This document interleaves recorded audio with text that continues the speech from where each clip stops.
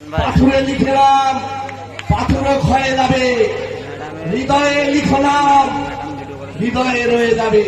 যে দরগা পাড়ার মানুষ এত রাত্রে শিখাব আপনার নাম হৃদয়ে লিখেছে, এই নাম কেউ মুছাতে পারবে না।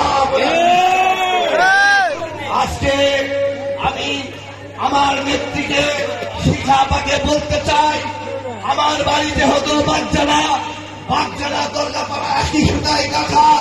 আপনাকে বলতে চাই, দরগাপাড়ার মানুষ আপনার সঙ্গে থাকবে।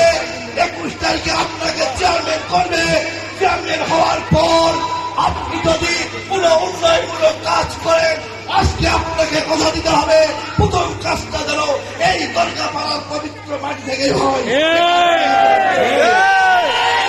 প্রিয় বন্ধুগণ, কথা বলার অনেক আছে, আর অনেক বক্তা আছে।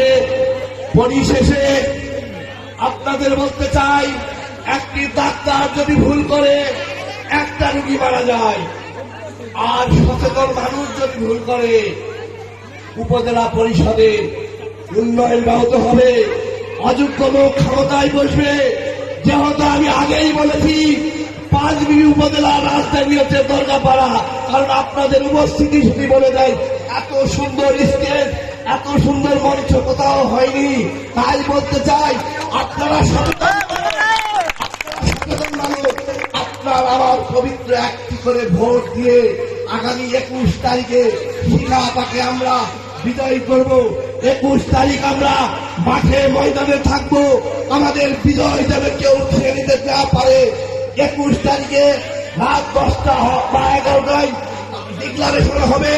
22 তারিখে আপনাদেরকে সঙ্গে নিয়ে আমরা বিজয় উৎসব পালন করবো ইনশাআল্লাহ। পরিশেষে বলতে চাই, ওই বাহিনীকে বলতে চাই, যদি আপনারা আমাদের বিজয় ছিনতে চান, তাহলে 5 বিবি উপজেলার মানুষকে নিয়ে আমরা উপজেলা খাও করবো, রাজপথ আন্দোলন করবো।